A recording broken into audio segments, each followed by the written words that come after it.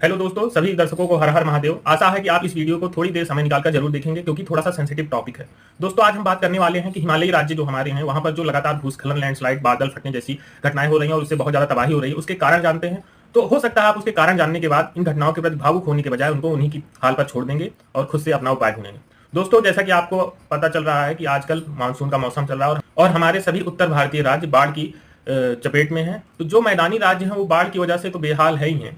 मुख्य रूप से हिमाचल प्रदेश, उत्तराखंड और सिक्किम जैसे जो हिमालयी राज्य हैं वहां पर मानसून के मौसम में बादल फटना, भूस्खलन, लैंडस्लाइड आदि की घटनाएं होने की वजह से भारी तबाही हो रही है और लोग मर रहे हैं। दोस्तों, सबसे पहली बात तो आपको समझना होगा कि ये हिमालय अपना एरिया, ये नवीन बलित पर्वत इसको कहते हैं, न्यू फोल्डेड माउंटेन, यानी कि अभी ये हिमालय का निर्माण लगातार हो ही रहा, हिमालय बन ही रहा है। तो अगर कोई भी चीज लगातार बन रही है, अभी एकदम अधपकी है, कच्ची है, तो अगर आप उसमें लगातार छेड़खानी करेंगे तो टूट कर गिरेगी।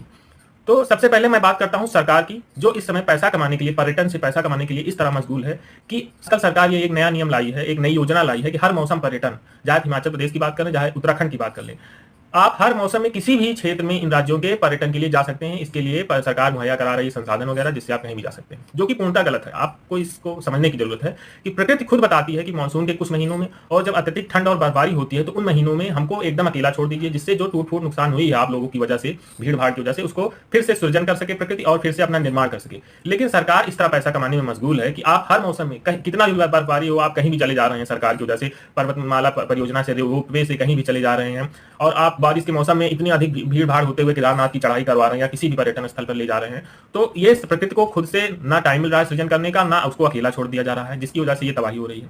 दूसरी बात, अब आते हैं वहां के लोगों पर। वहां के लोगों पर दुख व्यक्त करने से पहले उनकी लालची प्रवृत्ति देखनी चाहिए। ज्यादातर लोग वहां के ऐसे हैं कि जो पर्यटन के माध्यम से लोगों को आने के लिए प्रोत्साहित करते हैं और जिससे पैसा कमा सके। वो जहां भी आज नहीं भी जरूरत है वहां नए नए होटल, नए नए रिजॉर्ट जाके बना रहे हैं, पहाड़ों को तोड़कर घर बना रहे हैं, खेत बना रहे हैं, जिससे प्रकृति से छेड़छाड़ हो ही रहा है। और जो नए पर्वत बन रहे हैं हिमालय के छोटे छोटे, उसमें जब आप तोड़फोड़ करेंगे तो सरकेंगे। सरकार यही कर रही है कि जगह जगह सुरंग बना रही है, तो जब सुरंग बनाएगी, पहाड़ों को तोड़ेगी, पूरा पहाड़ का स्ट्रक्चर हिल जाएगा, जिससे फिर ज्यादा से ज्यादा भारी बारिश होगी, बादल फटेगा तो लैंडस्लाइड होगा ही। इसी तरह रोपवे का इस्तेमाल करेगी, उसके लिए बड़े बड़े तारे कीले ठोकी जाएंगी पर्वतों में, उसकी वजह से भी पहाड़ सरकेंगे।